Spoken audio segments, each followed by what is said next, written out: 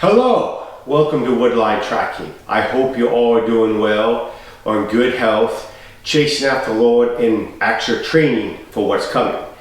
Today we're going to do a little controversial video about Recon by fire. Should a 4th gen security force be training that way? So let's start off with it as this is going to be a little different than what you've been told, because I have not been trained or done big army. All mine has been defense force, security force, armed security, tracking, combat tracking. So I come from a different point of view. I'm not saying that they're wrong. I understand why the army would do recon by fire. That came out like in World War II, where basically you're just going to shoot at any place the enemy can be, or if you think the enemy is there, you're just going to mow it down with bullets. Because you're there to win the fight, it's not your community, and you're there to conquer the enemy. A little different in 4th gen, where this is your community, and you're not big army, and you're more just like a glorified police force, where you have to adopt different tactics, because you just can't be shooting up your community. I wouldn't want you in my community shooting the place up. I would want well-trained, disciplined people doing cadence shooting 2 to 5 shots when a threat has presented themselves. Just like Columbus Police Department, the big police department over in the big city of Columbus. They can't do recon by fire. They have to have a threat presented to them and then put shots on the threat to stop the threat. They just can't be shooting the place up the way you want it, because you have all these friendlies and property that you don't want to shoot up. So I get why people train that way, like I'm buddy rusting. Everybody talks about buddy rusting. You lay down a lot of fire. That is true. But from my experience, if you're doing a 4th gen security force or something, chances are buddy rusting out of the 4 is going to be the last on this you're going to do. You probably need mostly be ambushing, reacting to contact, appearing, or flanking.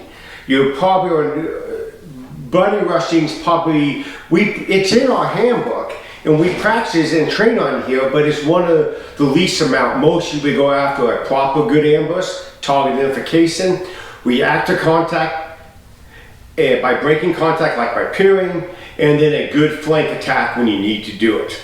So I urge you to push after them things, because again, I know the battlefield is different than a training field. Trust me, I know that. But if we don't have high standards or great standards of what we're trying to do in the training field, we won't get good standards in the battlefield. We'll probably just get poor or good at best in the battlefield if you're not trained and have a proper training to be great. So you will not rise to the occasion. You will do as what you're trained and how well you are trained. And again, I get it. I've been there. You get nervous, you just want to start shooting the place up. You need to identify your target, shoot a good 2 to 5 shot cadence on the target, and eliminate the target. Again, we've done videos on this before. We gotta be fast and accurate and know what you're shooting at. We don't want friendly fire. We don't want to blow our neighbor's house down. And I don't think you want on your conscience that you shoot your neighbor's kid because you were just blowing down the woods because you were nervous, you thought somebody was over there. Now again, if you are taking fire and you think you know where the enemy's at shooting at you from, we've gone over, do the cover shoot method. Much more practical, does a much better job. It's in our handbook, and I think we've done a video on it, or outline of it at least. So again, I urge you, for where we're going, think about what you're going to do and train on it. Again, we need more trained warriors, more trained people that are up to date on training and training for the right things that they'll be doing.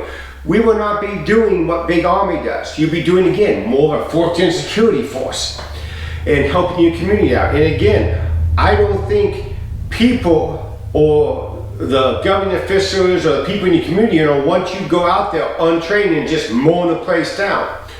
Another thing I hear is, well, I'll just drop a tree to block my driveway of that road.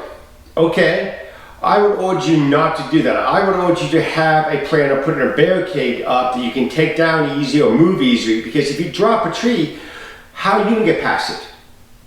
It's gonna take time to cut that tree up and get it out of the way. Also, I hear people talk about, oh, we'll just blow the bridge. Well, I'm gonna tell you a story that was told to me. It was over in Afghanistan when the Russians are over there fighting the locusts. And they got this bright idea that they were gonna do an ambush and then blow the bridge when 1/3 of the Russian column patrol is through to the bridge. So 1/3 they can attack and ambush, the other 2/3 can't get over to support them. Worked great, but there were big side effects. The locals were extremely unhappy because now the bridge that they used is gone and they can't use it. So you lost local support, what you need and who you're protecting. Secondly, the Russians brought in a whole battalion to rebuild the bridge. So instead of just having a patrol or a column moving here and there through it, they have a whole battalion occupying the area they got to deal with. So they end up leaving. So I urge you to really think about where we're going and how you can really be a good asset to your community and be properly trained. Not just doing what the Ranger handbook tells you to do, where you're not a Ranger and you're not doing that type of warfare. And again, I'm not here telling you that if guys teach this not to listen to them. You gotta do you, baby. I'm just telling you what Woodline's training and Woodline's philosophy through our experience and what we teach and what we think works best here for a community of armed, well-trained citizens. Okay?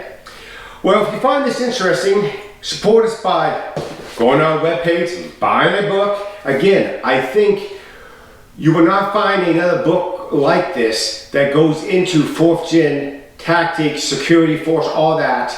That is what most of you will be doing in a bad situation to protect your community. And that's what most of you want to do, is protect your community. Well, to do that, you have to be well trained. And again, like I tell people, the government's not going to come take your guns from you. They're just going to make you inefficient through lack of training and costs. So I urge you, figure out what you're going to do, get good training, come up with a plan, and become proficient, fast, and accurate. And again, you only have so many bullets. You can't be spraying 100,000 bullets for a kill. You need to make it, you got to make it fast and accurate. What do you have, a couple thousand bullets? Again, anybody can shoot up a bunch of bullets in car practice. All they do is shoot. You want to identify your target, be fast and accurate, shoot a good 2 to 5 shot cadence on the target and eliminate the target fast. Stop them fast. Remember, time may go on, but your life may not. Enjoy.